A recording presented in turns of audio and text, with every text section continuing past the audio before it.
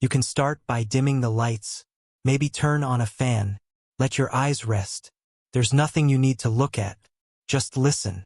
Let your mind drift away from the present. Forget the glowing screens, the traffic, the deadlines. Let all of that fade into the background. Now imagine, you wake up in a world that doesn't know electricity. A world where the sun dictates everything. A world where you probably wouldn't last a day. This is a boring history for sleep. But it's the kind of boring that helps you forget where you are. It helps you let go and drift. Tonight you'll be living in ancient China. Not in a golden palace or atop a sacred mountain, but down in the dirt, in a poor rural village, sometime in the Tang dynasty. About 1,200 years ago. And if you like drifting off to dusty corners of the past, tap subscribe, leave a like, and comment where you're listening from. Now, let's go back. You wake up to the sound of a rooster. Not a cartoonish, friendly sound, but a harsh, guttural screech that shakes you out of a shallow sleep. You slept on a wooden platform, covered with a thin mat made from woven grass and coarse hemp. Your neck hurts. Your back aches. There's no pillow, just a folded rag. And the air smells like smoke, dried mud, and something sour. You're in a one-room hut, with low ceilings and no windows. Just an open hole in the wall, stuffed with cloth during the night to keep animals out. The walls are packed earth, with straw poking out like brittle veins. There's a large clay stove in one corner, unlit. Beside it, a stack of dry dung cakes used as fuel. The floor is dirt. You are, by all accounts, a peasant. A common laborer in a small farming village, somewhere in the heartland of Tang China. You don't know what year it is. Years are counted in the reign of emperors. And those emperors, they might as well be gods, unreachable, unknowable, irrelevant. Your stomach growls. You haven't eaten since yesterday afternoon. But before food, there's work. Your mother is already squatting by the stove, coughing as she blows into the ashes, trying to coax a flame from cold embers. Your father's gone. He left before sunrise to check on the fields. You pull on your clothes, the same clothes you wore yesterday, and the day before, and the day before that. Rough hemp tunic, loose trousers tied with string, clogs carved from wood. No socks. You splash your face with water from a ceramic basin by the door. It's murky. You don't ask where it came from. You don't have to. The air outside is cold, sharp. You step into the morning fog and the world feels damp and heavy. Chickens scratch the dirt. A dog barks in the distance. Somewhere, someone is beating laundry against a rock. Farming the fields. A lesson in endless labor. Your day begins in the fields. Your job? Planting and maintaining rice paddies. You grab your hoe. Wooden handle, iron tip. Worn smooth by years of use, not yours but passed down. The field is soaked. A shallow pit of mud and water. You step in. It's cold. Your feet sink and get stuck. You tug. They come loose with a wet slurp. You bend over all day long, planting rice shoots, one by one. No gloves. No breaks. Just the occasional grunt from the man next to you. You scratch your arm and feel a leech. Flick it off. Keep working. This is how you earn food. Not money. Money is for taxes. What you eat, and why it's not enough. Around midday, you return to the hut. Your mother managed to make something. A thin gruel of millet and wild herbs. No spices, just heat and texture. You eat it with a spoon carved from bone. Tastes like water with a hint of ash. No meat today. No vegetables either. You eat what grows and what's left after paying taxes. You chew slowly, not because you're savoring it, but because if you eat too fast, you'll be hungry again in an hour. Hygiene. A forgotten concept you haven't bathed in days. Nobody has. There's a nearby stream, but bathing is a luxury. The water's cold, unpredictable, and full of leeches. When you relieve yourself, you use a pit behind the hut. It's shared. No privacy. No dignity. You wipe with leaves. Maybe grass. Sometimes, nothing. You brush your teeth, if at all, with a chewed stick. You've lost a few molars already. Your gums bleed when you bite into anything hard. But there's not much to bite into anyway. Nightfall. A time for spirits. By the time the sun begins to set, Your back is stiff. Your fingers are cracked. And your feet are blistered. Dinner is the same as lunch. Another bowl of millet gruel, maybe a fermented root. If there's anything sweet, it's saved for the children. You're not a child anymore. As night falls, the world turns pitch black. No candles, just a faint oil lamp that sputters smoke. You can see your breath in the cold air. You sit in silence. No books, no conversation, just the sound of crickets. And your father sharpening a sickle by the fire. Your mother whispers prayers. Not to the emperor, but to the ancestors, to the mountain spirits, to the kitchen god, so he won't report anything bad to heaven. You feel a strange chill, like something watching from the dark. It's just the wind. Probably. You lie back on the wooden bed. No mattress, just a mat. You pull a cloth over yourself. You try not to think about the rats in the ceiling. Sleep doesn't come easy, but eventually, it comes. The sun rises again. No alarm clock. No rooster this time. Just the stiffness in your joints and the faint, rhythmic thud of someone pounding grain nearby. You stretch. Your shoulders pop. Your hands are swollen from yesterday. And you already know today will be the same. But today there's something different. A rumor spreading in hushed voices. Barely whispers. Barely hope. They say an imperial official is passing through nearby towns. You don't know why. You won't see him. But the anxiety hangs heavy, like fog in your chest. You're reminded. You live in an empire. One that spans thousands of miles. And yet, you are invisible. The mandate of heaven. But you still starve. You've heard stories about the emperor. He lives in a palace so big it could swallow your whole village. His throne is carved from jade. His meals have more dishes than you've eaten in your entire life. They say his face is radiant, divine, untouchable. The emperor rules by the mandate of heaven, which means if things go wrong, floods, famines, rebellions, it's because heaven is displeased. And if heaven is displeased, the people suffer. So you are always suffering. But you know what never changes? The tax collector still comes. Taxes, tributes, and the price of breathing. You work the land. But the land doesn't belong to you. It's part of a larger estate, run by a local landlord. He doesn't live here. He lives in a larger town behind walls with guards. You send a portion of your rice to him, another portion to the state. What's left? Sometimes nothing. Sometimes just enough to last a week.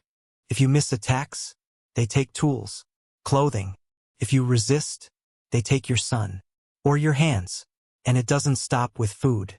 There's a salt tax, cloth tax, sometimes a forehead tax just for being alive.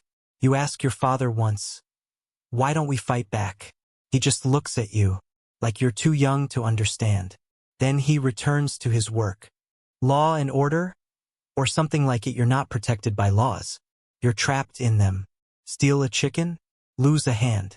Speak poorly about the local magistrate? Your tongue is cut out. Disobey. Soldier? Your whole family suffers. The magistrates are educated.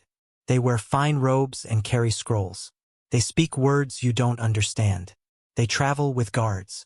And they fear no one, except other magistrates. Justice isn't blind here. It stares straight at you with one hand outstretched for bribes.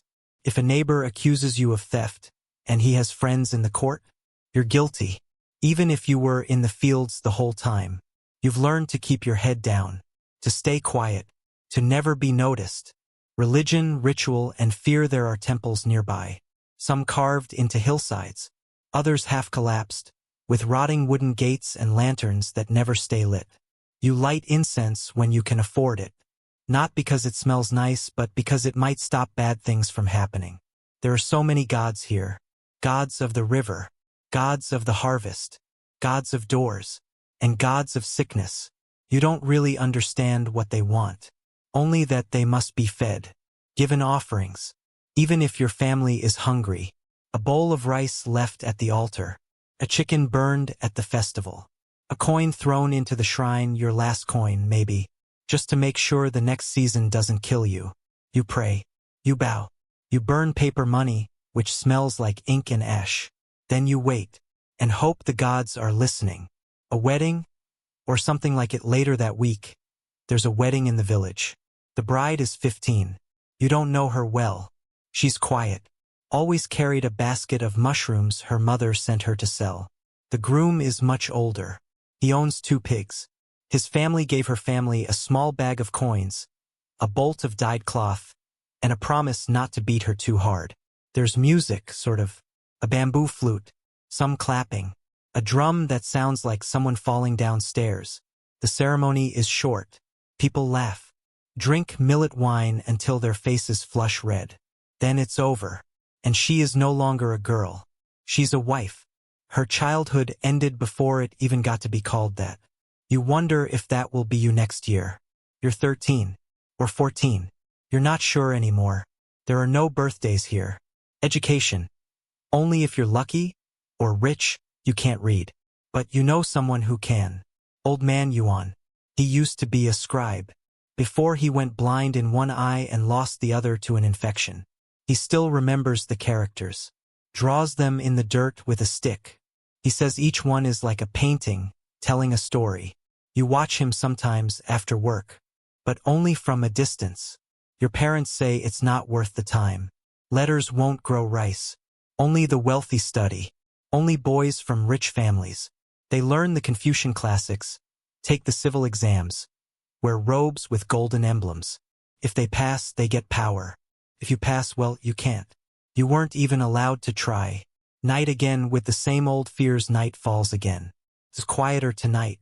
But that only makes it worse. You think you hear something outside. A whisper. Or maybe wind. You don't get up to check. You just lie still. Eyes open. Staring into the dark. The mat under you feels damp. Your shoulder throbs. Your skin itches from bites. Mosquitoes, probably. You wonder if tomorrow will be different. But it won't be. It never is. And slowly, your thoughts start to blur. Your eyes get heavy. And you drift. Let's say, you weren't born in a village. Let's say you were born inside the heart of the empire. Behind high red walls. Golden roofs. Massive gates guarded by men in silk and steel. You're still not free. Not really. Because the Forbidden City is not just a palace. It's a prison in disguise. A golden cage. For emperors. For concubines. For servants. And for children like you. Born into the inner court, you were born to a concubine. Not the empress. Not a queen. Just one of the women chosen to serve the Son of Heaven. That makes you important. But also disposable. You are raised by nursemaids. Strict, quiet women who never smile. You eat your meals on schedule. You bow on command. You speak only when spoken to.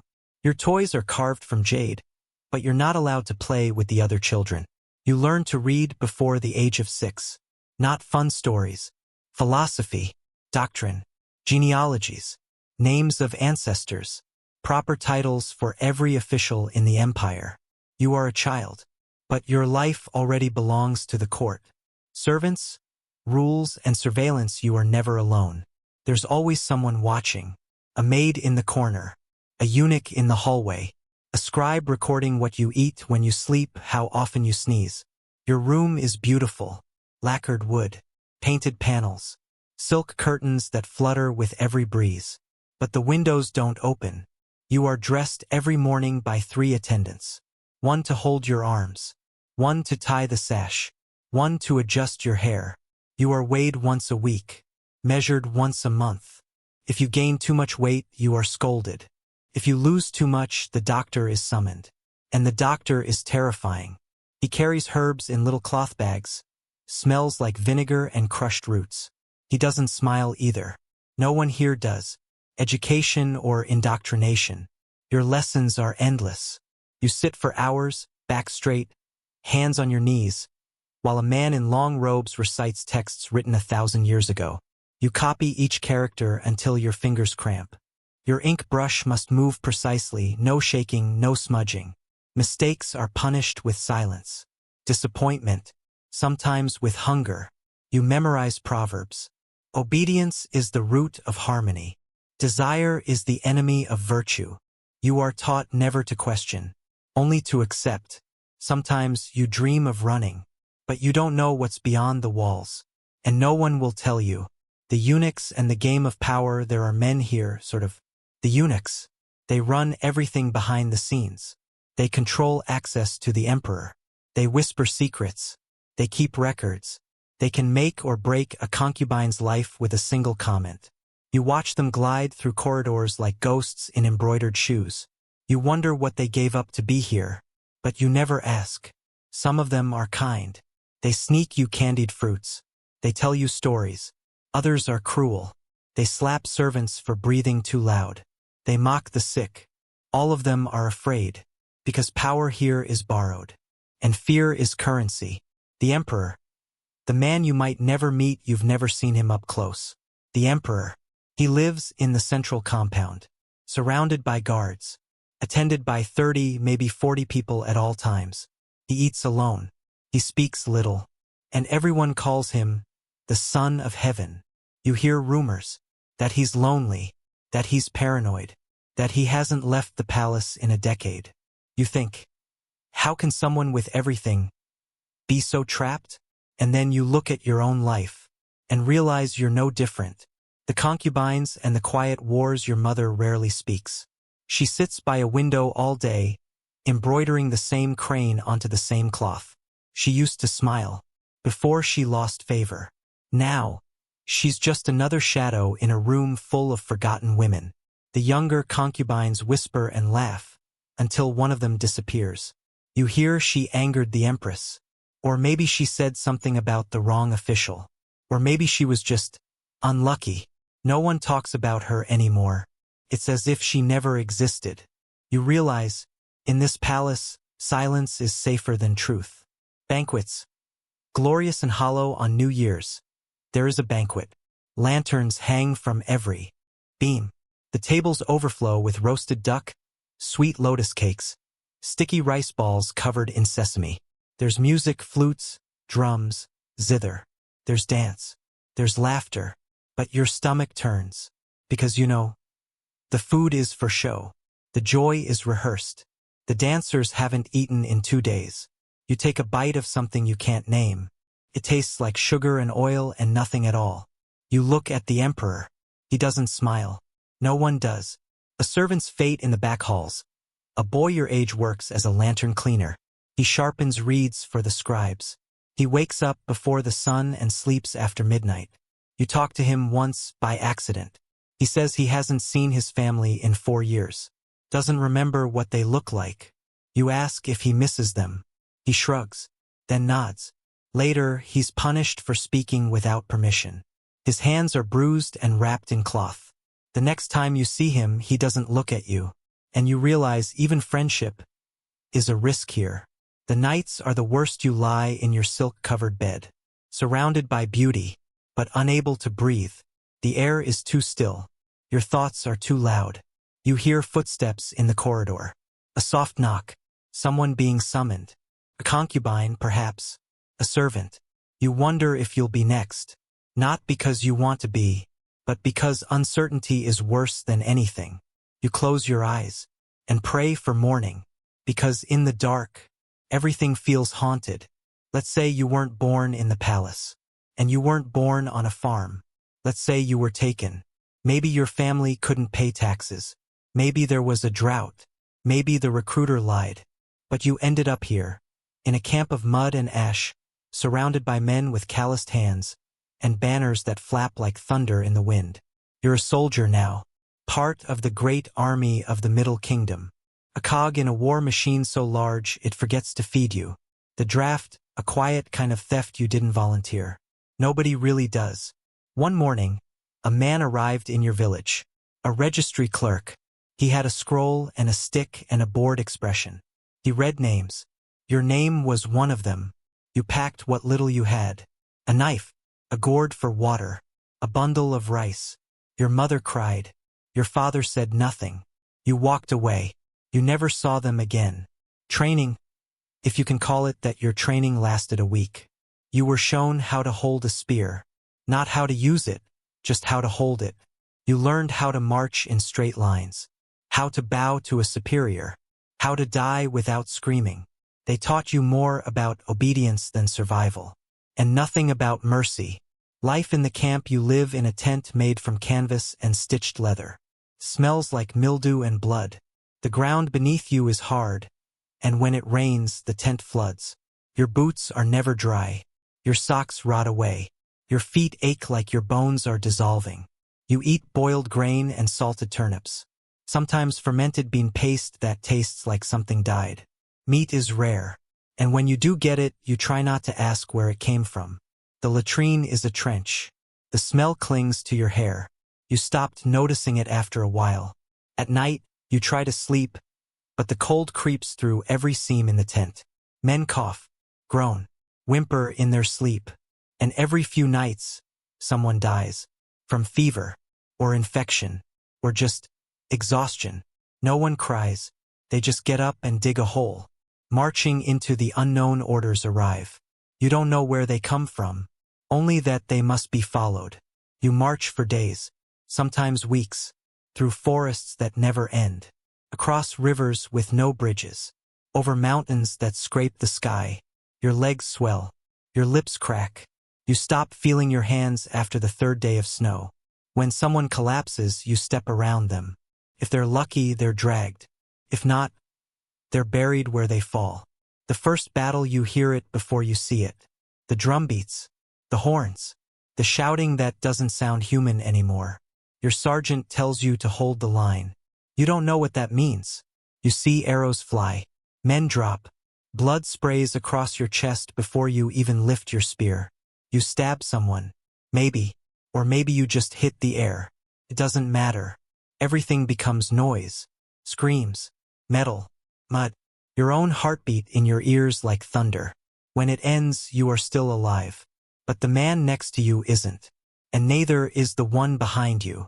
You don't feel anything. Not relief, not grief, just empty.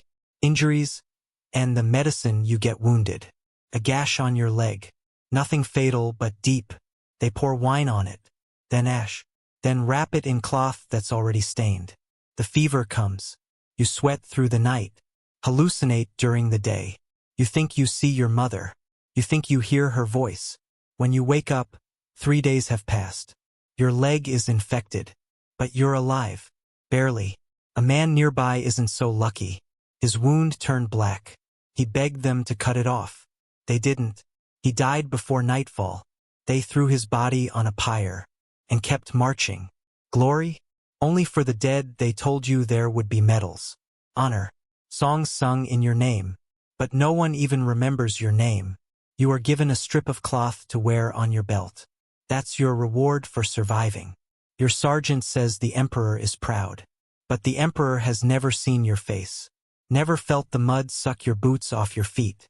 Never held a dying friend who called for his wife with his last breath.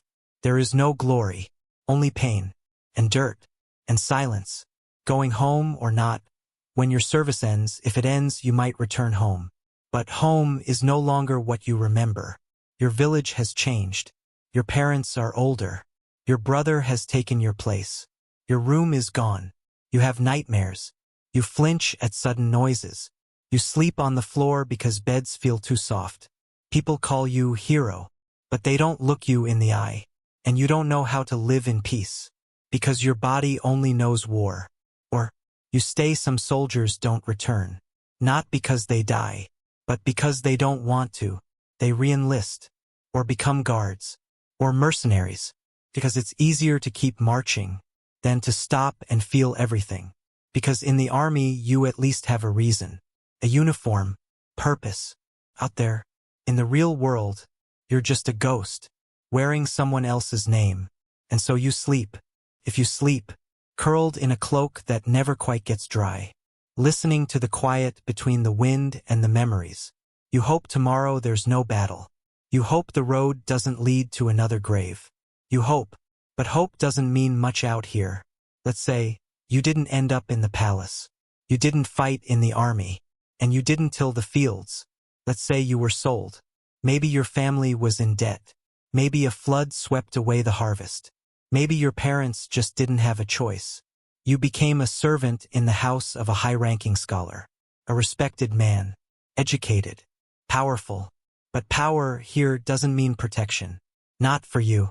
The master's house, the house is large. 2 courtyards, red pillars, stone lions at the gate. You sleep in a back room near the animals. You're not allowed in the main hall unless summoned. The floors are swept every morning. By you. The ink is ground fresh. By you. The lanterns are trimmed. By you. You know the schedule better than your own name. When the master wakes. When he reads. When he drinks his bitter tea. And when he prefers sweet. You know how to step softly, how to keep your head low, how to disappear from a room you were never supposed to be in.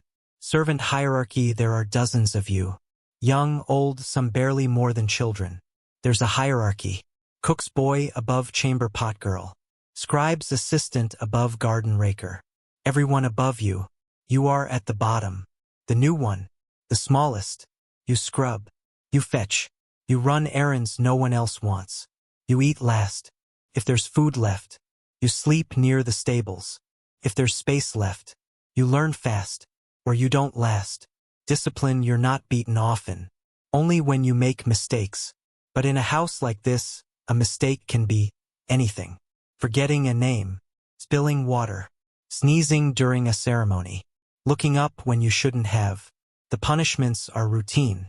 Kneeling on rice for hours. Carrying water jugs until your arms tremble.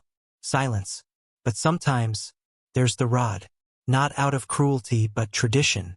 That's what they tell you. As if pain is just another rule in the book. You learn not to cry. At least not loudly. The scholar himself, your master, is quiet. Dignified. He writes poems about moonlight and plum blossoms. He debates Confucian ethics with other men in robes twice as expensive as your entire family's possessions. He is respected, feared, praised. But you know the other side. You see him when the guests leave. When he's drunk on rice wine, and his hands tremble. When he throws scrolls across the room because the emperor didn't promote him. When he yells at his wife for not bearing a son. He's not a monster. He's not kind either.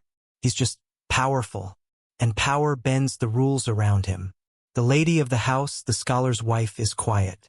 Always wrapped in embroidered silks. Always watching. She speaks rarely. When she does, it's sharp. She prays every morning. Burns incense until the room chokes with it. Makes offerings at every festival. But never smiles. Some say she's cursed. Others say she's bitter. You just think, she's tired. She once gave you a boiled egg. You bowed for a full minute. She didn't look at you again. The other servants, you make friends. Sort of. A boy named June helps you steal dumplings when the cook isn't looking. A girl named May shows you how to fold the master's robes without creasing the cuffs. You talk at night, whispering in the dark. Laughing too softly. One day, June disappears. No one says why. No one asks. You find his wooden comb under the mat. You hide it. You don't know why. You stop laughing after that. What you eat whatever's left. Rice that's stuck to the pot. Vegetables too bruised for the master's table. Bones stripped of meat. Sometimes, during festivals, the cook sneaks you something sweet. A glutinous rice ball. Half a steamed bun. You savor it. Not just the taste, but the feeling of being remembered. Education from a distance you're not allowed to learn. Not formally. But you watch. You listen. You memorize the shape of characters. Trace them in dust with your finger. You hear poetry. Proverbs. Philosophy. You don't understand all of it. But something in the words feels like freedom. You whisper them to yourself when you're alone. As if they might protect you. Illness and unimportance. One winter you get sick. Not sick enough to die. Just sick enough to be useless. You're moved out of the servants' room. Placed in a shed behind the garden. They give you hot water but no medicine. They don't want the others catching it. You lie on straw, sweating through your clothes. Dreaming of rivers. Of your mother's cooking. Of names you've forgotten. You recover. Barely. When you return, no one says, "Welcome back." You just pick up the broom. And keep sweeping. Dreams and silence at night. You dream of escape. Of climbing the wall. Of running down the road until your legs give out. But you don't know where that road goes. You don't know where home is anymore. You don't know if it would take you back. So you stay, and you serve, and you wait, and you sleep if you can. If the wind is quiet, and the roof doesn't leak, and the rats don't scratch, and you pretend, for just a moment, that you are free. Let's say you were born a girl, in a quiet courtyard, under a sky that never seems to change. You're not poor, not rich. Your family owns a small shop. Enough to eat, not enough to matter. But even before you can speak clearly, the world has already decided who you'll be, what you'll do, where your feet will carry you or won't. The early years you're loved. First, when you're small, cute, before expectations harden like frost on early spring flowers. You're taught to bow low, to speak softly, to keep your eyes down. You're praised for being quiet, not clever. Your brothers learn to write. You learn to sew.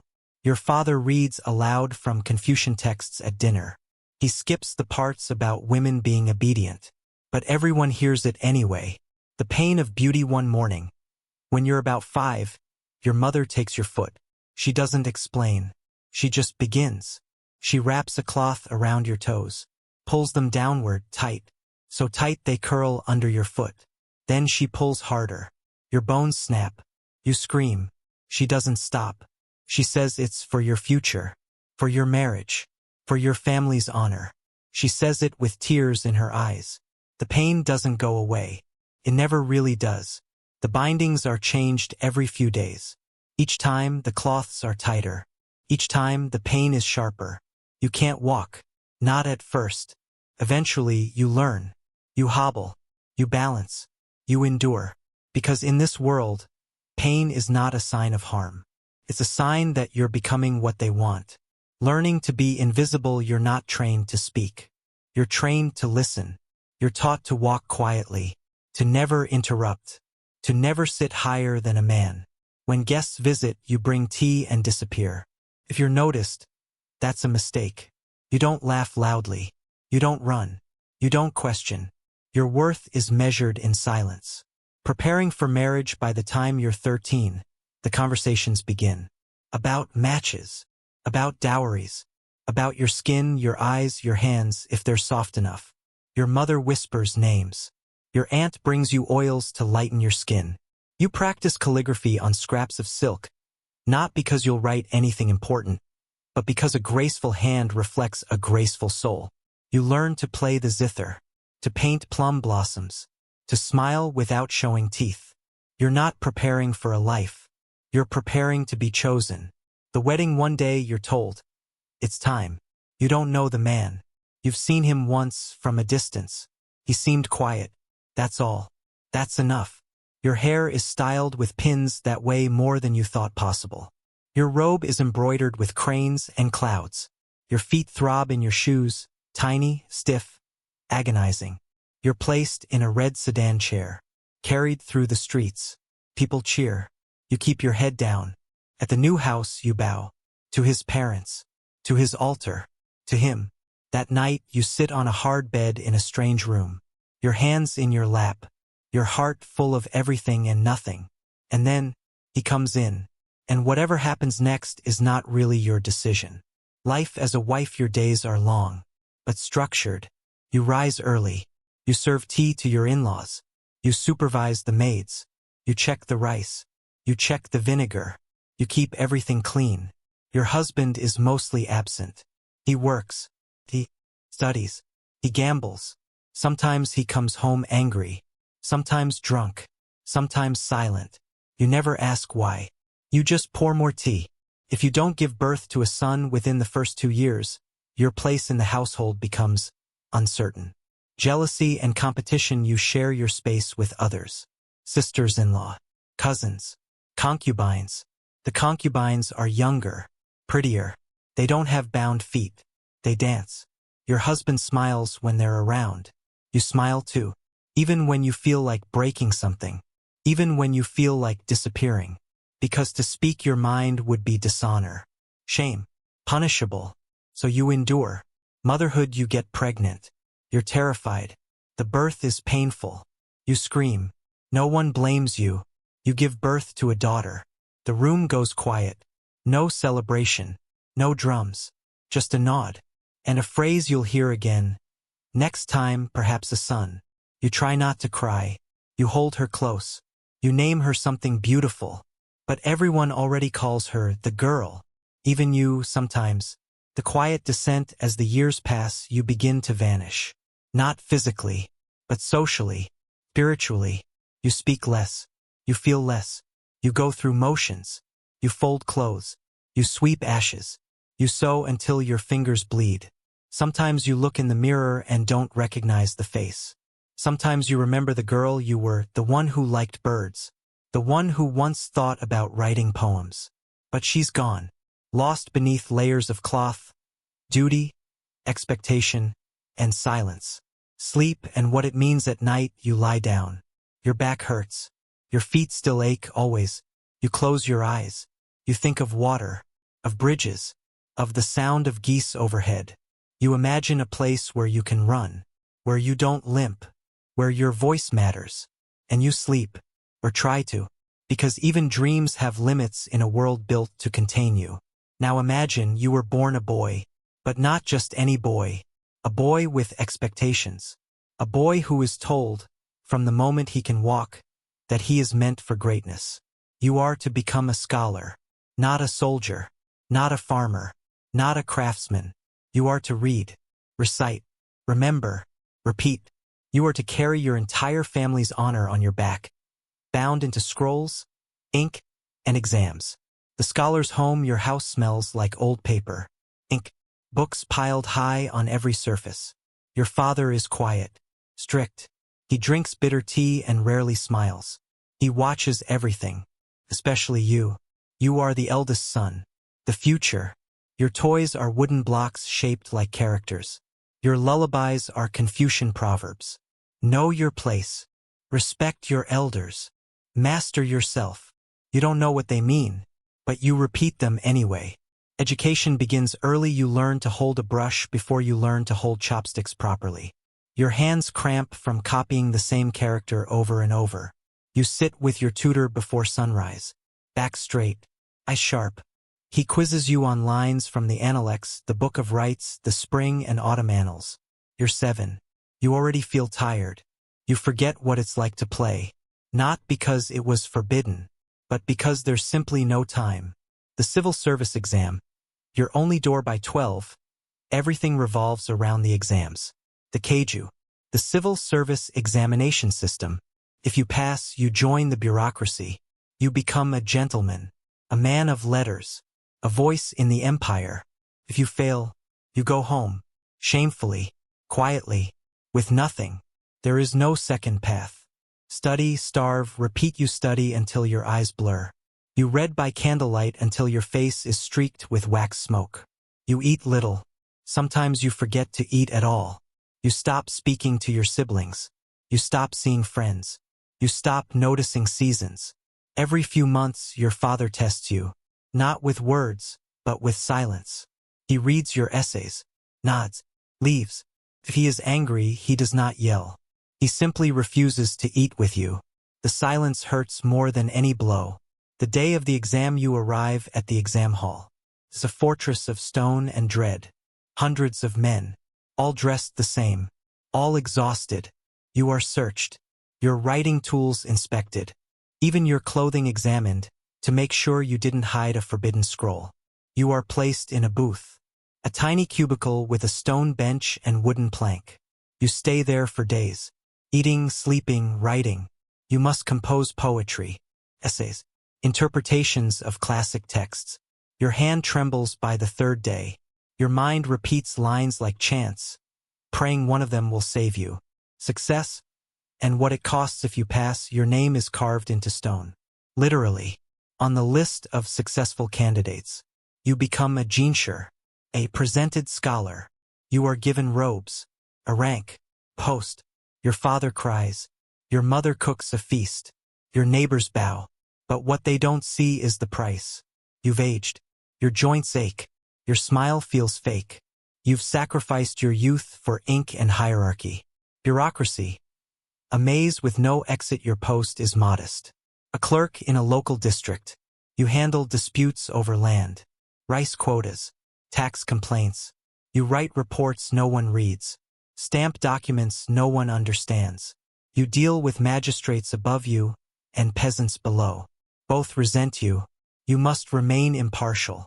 Always, even when justice feels obvious. You're told to uphold the law. But you begin to see, the law often bends around wealth. You do your job, because what else is there? Pressure without end. You are constantly judged. By your superiors, by your peers, by your own conscience. Every decision you make feels like a trap. Approve too many grain requests. You're weak. Deny them? You're cruel. Help a widow reclaim her land? You risk offending her wealthy neighbor. Stay quiet? You betray yourself. There is no victory, only the illusion of it. Isolation. You marry late, if at all. Most days you speak only in formalities. Your words are measured, every sentence weighed like silver. You begin to forget how to speak casually, how to laugh without thinking, how to feel anything without analyzing it. You write poetry, not for fame but to survive.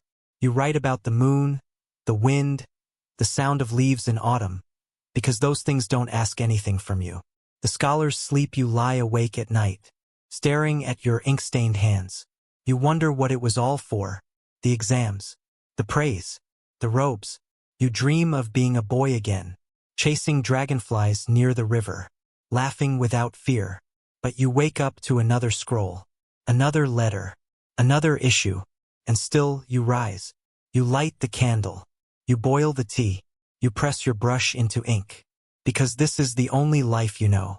There are things in ancient China more terrifying than emperors, more brutal than soldiers, more relentless than exams. They are the forces no one controls. The floods, the famines, the plagues, the wind when it turns against you, the rain when it never stops, the sky when it gives you nothing. In this world, disaster is not rare. It's routine. And every disaster rewrites lives with ink made from mud and blood. The river that feeds and destroys you. Live near the Yellow River, the cradle of Chinese civilization. They call it the River of Sorrows, because it gives life until it takes it back. The rains start in late spring, heavy, unpredictable. You hear the rumble of water long before you see it. One day the water rises, then it rises more, and then it doesn't stop. You run to the levee. You see men, with ropes, with buckets, with prayers. The river doesn't care. The wall gives. The flood comes. It's not water. It's a wall of earth and trees and ruin. You run, but not fast enough. You survive, but the house is gone. The fields are gone. The neighbors? Some are gone too. There's no insurance, no rescue, just the smell of wet wood and dead things. Famine follows water. The rice is gone. The millet is gone. The stores were washed away. You boil weeds, tree bark, anything that doesn't kill you quickly. You see people chewing leather. You hear stories of worse. People selling children. People stealing corpses for food. People eating clay to feel full. The strong survive. The ruthless thrive. The kind disappear. You stop talking. Talking takes energy. Your ribs stick out. Your skin hangs loose. You don't cry. There's no water left in your body for that. Plague. The invisible enemy. And just when the rains stop and the earth starts to crack with heat, the fever comes. First a cough, then spots, then silence. Someone dies, then 3, then 10. Then it spreads to the next village. Then the next. No one knows what it is. Bad spirits? Rotten air? An angry god? They burn incense. They burn houses. They burn corpses. Nothing works. You see carts filled with bodies. No names, just shapes, wrapped in cloth. The temples are closed. The doctors hide. The monks dig graves until their hands blister and bleed. The government's response: sometimes the empire sends aid. Sometimes a local official arrives with scrolls and guards. He looks around, writes something down, then leaves. You hear rumors of relief grain. You wait in line for 3 hours. When it's your turn, there's nothing left. You hear it was stolen. or spoiled, or sold to someone important. You go home, which is now a tent made of blankets tied to sticks. You sleep next to strangers. You cough. You listen for rats. You hope you don't wake up with a fever. Refugees and the road people start to leave. They take what they can carry, which usually isn't much. Some head south. Some just walk, not knowing where the road leads. You join them. Your feet blister. Your stomach aches. The sun burns your neck raw. At night, the cold comes back. It always does. You beg. You trade. You steal. You do what you must. Villages refuse you. They've seen too many like you. They fear disease. They fear hunger. You become a ghost. Unwelcome. Unnoticed. Bandits and desperation. The road is dangerous. And not just because of hunger. There are bandits. Men who once worked farms, but now carry blades. They don't want money. They want food. Or warmth. Or revenge. You hear them before you see them. Too late. They take your sack of grain. They take your father's shoes. They knock you to the ground. You live. That's all you can say. Rebuilding if you can eventually. The fever slows. The rain stops. The road's empty. You find a place to stop. To breathe. To try again. You plant seeds in dead soil. You sleep under patched cloth. You watch your hands, thinner than ever, try to build something out of nothing. There is no help. No miracle. Just time. And the knowledge that it will happen again. Because in this world, plague and flood are not rare events. They are seasons. They come. And they come again. Death without record. No one will write your name in a book. No monument will be built. Your death will not be counted. But you mattered. You lived. You endured. And maybe someone remembers. A story told quietly. A name whispered at the altar. A bowl of rice placed on a shrine.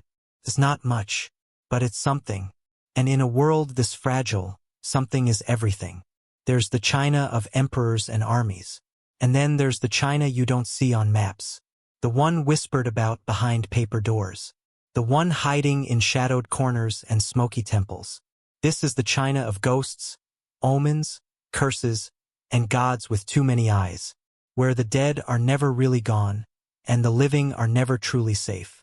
In ancient times, before medicine made sense and science had names, the world was thick with fear. And that fear had faces. The ancestors are watching. You don't pray to gods first. You pray to your ancestors, your grandmother, your great-grandfather, the ones who died before you were born, but still live in the family shrine, watching, judging, listening. You light incense every morning. 3 sticks. You bow 3 times. You whisper your name. If you forget, they get angry. Maybe the roof starts leaking. Maybe your child gets sick. Maybe your rice won't grow. Coincidence? No one dares call it that. So you pray. Even when you're tired. Even when you don't believe. Because what if you're wrong? The kitchen god. There is a god in your kitchen. He watches your stove. Your meals. Your conversations. Once a year, he flies to heaven to report on your behavior. To bribe him, you smear honey on his mouth. So when he speaks to the Jade Emperor, his words will be sweet. Is it a ritual? A superstition? A joke? No one laughs. Not here. Not with gods. Ghosts that never rest. Some spirits don't belong to families. They're the angry ones. The lonely ones. The ones who died suddenly without a proper burial or without justice. They wander. In forests. In dry wells. In alleyways that go nowhere. They cause chills. They knock bowls off shelves. They whisper when no one's near. You hear of a man who saw one. He never speaks again. You hear of a child who played with one. She vanished. So you hang charms on your door. Burn yellow talismans. Avoid crossroads after dark. Never whistle at night. Just in case. Fortune-telling and fear before major decisions. A marriage, a journey, a trade. You visit the diviner. An old man with cracked fingernails and a turtle shell. He rattles like dice. He reads the lines on your palm. The grain of your face. The way smoke curls when you speak. He tells you not to travel east. He says your spirit is weak this month. He says your dead uncle is angry. You nod. You bow. You cancel the trip. Because again, What if he's right? The gods are everywhere, not one god. Not 10, hundreds, thousands. Gods of the river, gods of rain, gods of teeth and ink and door hinges. Every village has its own. Some are carved in stone. Some are just bundles of cloth and hair, left under bridges. You give them gifts, wine, fruit, a chicken's foot. Sometimes they answer, sometimes they don't. Sometimes they answer in ways you wish they hadn't. Bad luck and its many names. You break a bowl, bad luck. A bird flies into your house, bad luck. You dream of teeth falling out, very bad luck. There are rituals to fix it, paper to burn, words to say, spirits to beg. But deep down, you know there's no escaping it. Bad luck doesn't come alone. It arrives like a cold wind, unseen but undeniable. Festivals of fire and fear once a year, your village holds the ghost festival. Lanterns float down the river like red stars. You burn paper houses, paper horses, paper servants. You feed the dead. You sing to them. You beg them to rest. Because if you don't, they might stay. You've seen shadows where there shouldn't be any. You've heard knocks when no one's at the door. You've woken up with scratches on your legs. The living fear the dead. But not because the dead are cruel. Because the dead remember everything. Dreams are messages. Dreams are not dreams. They're signs, warnings, sometimes instructions. You dream of water, expect change. You dream of fire, danger. You dream of a dead relative, listen carefully. You wake up sweating. You run to the temple. You ask the monk what it means. He tells you to make an offering, just in case. Again, always just in case.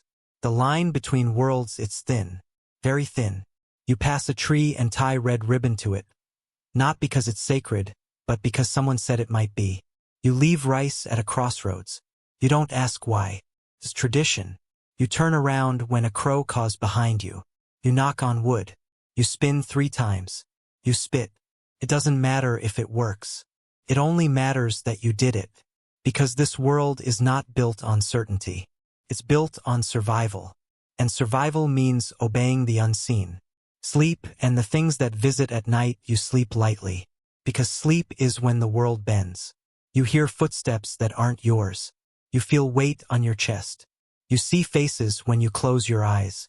Your grandmother taught you to put salt under your bed. To sleep facing east. To never sleep with your feet toward the door. You forgot once. You woke up gasping. Your lips numb. Your body frozen. You don't forget again. And so, every day you live between 2 worlds. One made of dust and dynasty. And one made of shadows and stories. And both are just as real. Just as dangerous. Just as inescapable. In ancient China, justice is not blind. It sees your face, your status, your family name, and then decides what you deserve. There are laws, so many laws, written in scrolls, carved into bamboo, recited by men with ink-stained robes. But the law isn't the same for everyone. And when it finds you, it doesn't ask if you're guilty, only if you're useful, or dangerous, or unfortunate. The magistrate is the judge, the police chief, the mayor, and the executioner, all in one. He speaks softly, dresses immaculately, and rules like a miniature emperor. His word is law. If someone wrongs you, you kneel before him. You present your case. Your voice must be calm. Your words must be exact. If you raise your voice, disrespect. If you lie, perjury, beating, maybe worse. But if you have no witnesses, no bribe, no favor, you have no chance. You learn quickly that silence is safer than seeking justice. Accusation is a dangerous thing. Let's say your neighbor steals your chicken. You report him. Now you must prove it. Exactly. Without error. Without confusion. You must swear. Under threat of punishment. If you accuse wrongly, even by mistake, you are guilty of false accusation. You could be fined, beaten, imprisoned, or worse if the accused was someone with connections. So instead, you say nothing. You tighten your gate. You build a taller fence. You sleep with a stick beside your bed. Because it's easier to lose a chicken than to lose your teeth. The 5 punishments, there are 5 official punishments. And they are not subtle. The lightest is the beating with a light bamboo stick. You kneel. You're struck 20 times, maybe 50. You're expected to thank them afterward. Then comes the heavy stick. Bruises become cracks. Bones break. Third is hard labor. Digging canals. Hauling stone. Chained to men who no longer remember their own names. Fourth is exile. You are sent far from home. To the edge of the empire. No family. No return. No name. And last is death. By strangulation. Or by beheading. Both are public. Both are terrifying. One is supposed to be more honorable. But no one feels honorable when the blade falls. Torture. For the truth confessions are not found. They are extracted. With rope. With hot irons. With bamboo slivers under fingernails. Torture is legal. Encouraged, even if it gets to the truth. Even if the truth is whatever stops the pain. You might confess to a crime you didn't commit. Just to make it end. Just to die faster. It happens. Often. The magistrate sleeps well anyway. Collective punishment in the system. Guilt spreads like ink. If you commit treason, your family dies. Your children. Your cousins. Even your teacher. Your name is erased. Your home destroyed. Your grave unmarked. This is how fear is maintained. This is how loyalty is enforced. No one thinks for themselves. Because one wrong word can bury 10 people. The execution grounds, they're outside the city walls. Always. So the ghosts don't haunt the living. You're taken there in the morning. Your hands are tied. Your hair is cut. Crowds gather. Not because they enjoy it, but because they have to show loyalty, to prove they are not you. The executioner wears a mask. Not to hide, but to protect his soul. They say the blade is sharp enough to slice a falling leaf. They say the good die in one strike. They say the wicked take longer. You never know which one you'll be. The innocent are not safe. Sometimes the wrong person is punished. A mistaken identity. A bribe paid to the wrong official. A case closed too quickly. You hear about a boy who was accused of theft. He had no defense. No father. No money. He was sentenced to 30 lashes. He didn't survive 10. His mother tried to protest. She was beaten too. Then exiled. No one speaks their names anymore. Not because they're forgotten, but because remembering is dangerous. Prisons are not for the living. There are prisons, yes, but they're not for rehabilitation. They are for waiting, for punishment, for rot. You are chained to a wall, fed once a day, beaten for speaking, eaten by lice. You hear screams. You hear whispers. You stop hearing anything at all. You carve words into the wall, until the wall stops meaning anything. Then one day the door opens, and that's somehow worse.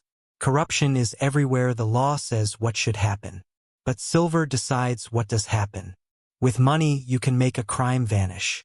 With money you can turn a victim into a criminal. With money you can live. Without it, your fate is already written, even if you never broke a rule. And still, you obey because the alternative is chaos. Because law, however broken, is better than lawlessness. Because people are afraid not just of the punishments, but of what happens without them. So you bow. You keep quiet. You don't look at the magistrate for too long. You don't complain when something's stolen. You don't ask why someone disappeared. You just live, carefully, and hope you never need justice. In ancient China, death isn't an end. It's a transition, a journey into a world that looks a lot like this one, but colder, stricter, hungrier. And if you don't handle it right, it follows you. The dead don't always rest, and the living don't always let go. The moment of death, when someone dies, everything stops.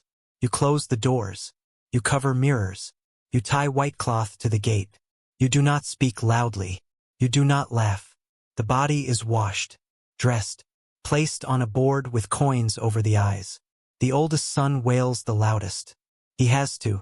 Grief is a duty, a ritual, a sign that the family still honors the blood that brought them here. Mourning is a performance. The family wears white, not black. Hair is unbound, shoes untied, food is plain, music is banned. For 7 days you burn incense. For 7 more you burn paper money. Then more weeks. Then more rituals.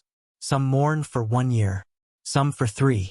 The length depends on your rank, your wealth, your piety. And the grief doesn't have to be real, only visible. Because how you mourn says who you are. The burial, the grave must face the right direction. South is good. East is hopeful. West is for emperors. The coffin is thick, heavy, often sealed with clay and curses. Inside you place food, clothing, a comb, a bowl, a knife, sometimes even miniature servants carved from clay. Everything the spirit might need in the next world. And if you're rich, gold, silk, even animals. If you're poor, a coin, prayer, whatever you can spare. Because if the spirit enters the afterlife unprepared, it might come back. The spirit tablet back at home. A wooden tablet is carved with the dead's name. It sits on a small altar. Behind it, incense. Beside it, bowls of rice, cups of tea, sometimes wine. You bow every morning, twice during festivals. More if you feel like something is off. You never dust the altar without asking permission aloud. You never turn your back to it carelessly. It's not just a memory, it's a presence. And you treat it with fear disguised as respect. Paper offerings, you don't send the dead off with prayers alone. You send them with things, paper horses, paper houses, paper wives, paper servants, paper cell phones. Eventually, you light a match. The flame eats it all, and the smoke carries it to the other world. You don't question the logic, because it's not about belief. It's about insurance. In case the next life is just as hard. Hungry ghosts, not all spirits are honored. Some are forgotten. No family, no grave, no offerings. They become hungry ghosts, always starving, always angry, always watching. You fear them, because they are everywhere. They slip into homes during the ghost festival. They hide in broken mirrors. They follow you if you whistle after dark. So you leave food at intersections. Burn incense in public. Avoid saying certain names aloud, because if they feel ignored, they'll let you know. The bureaucracy of the afterlife in the underworld. There is a government. Judges, scribes, ledgers of karma, debits and credits from your whole life. You are weighed, measured, interrogated. If your balance is good, you move on. If not, you are punished, boiled, crushed, thrown into rivers of knives, until your next rebirth. When you return to try again, no one escapes the system, not even in death. Reincarnation, you don't stay dead forever. After judgment, your soul returns, as a beggar, as a prince, as a dog, as a fish.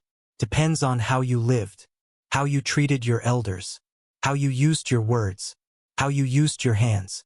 Maybe you remember fragments, a scent, a song, a face in a dream, but mostly you forget. You are born again. You begin again. You suffer again. Because life is a wheel, and no one gets off early.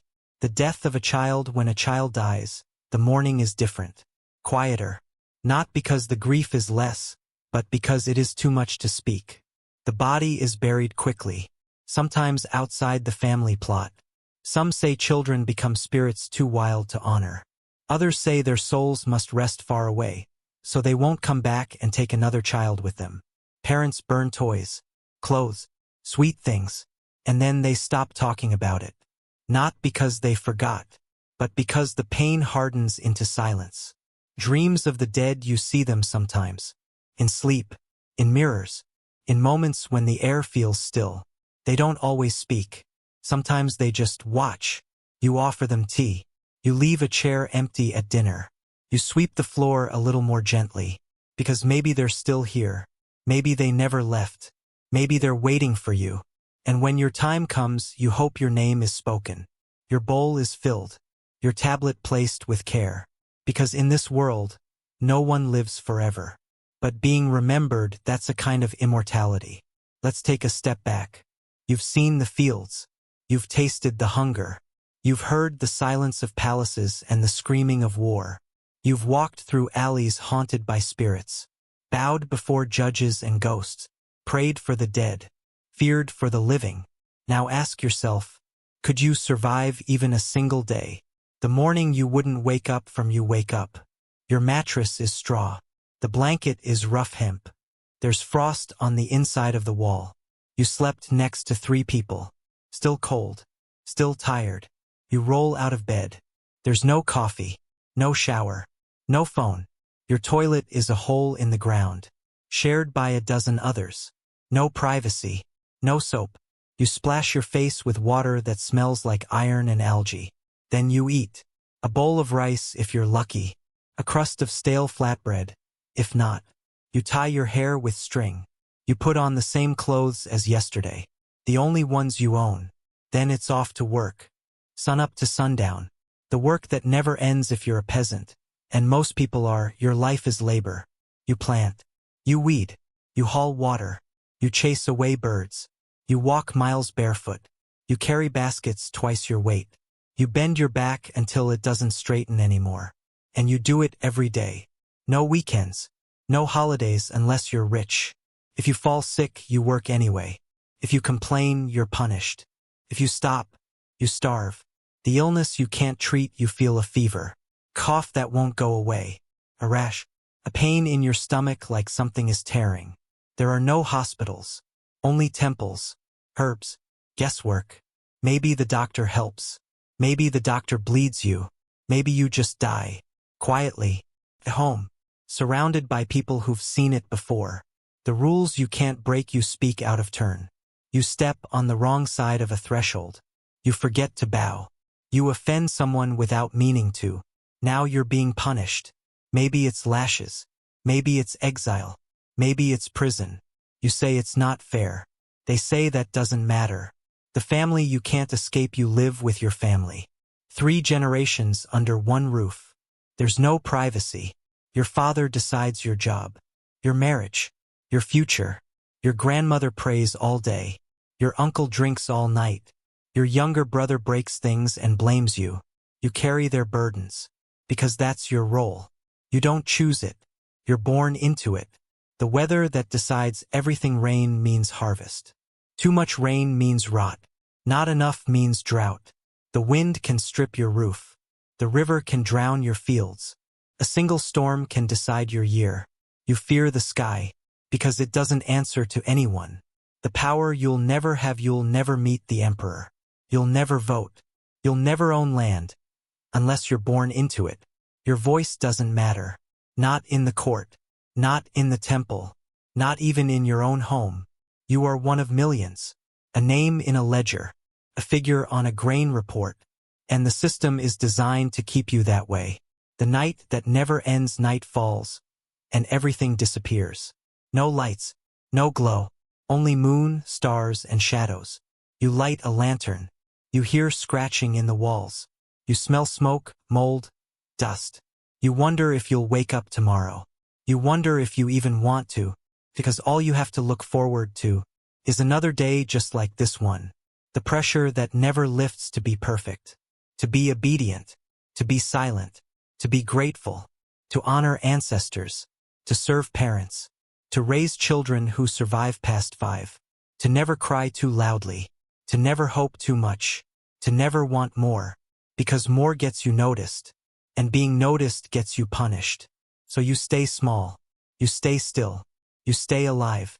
But somehow they did survive, not just for a day, not for a week, but for generations, through plagues, through war, through floods and emperors and dynasties.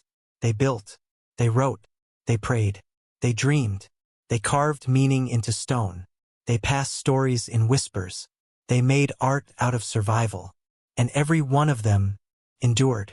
So maybe you wouldn't last a day, but they did. Outro. Call to action. If you're still here, you made it.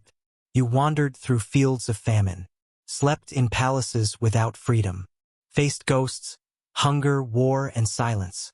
You lived 100 lives in one long night. If this helped you sleep, leave a like. If you're still awake, subscribe for more stories like this.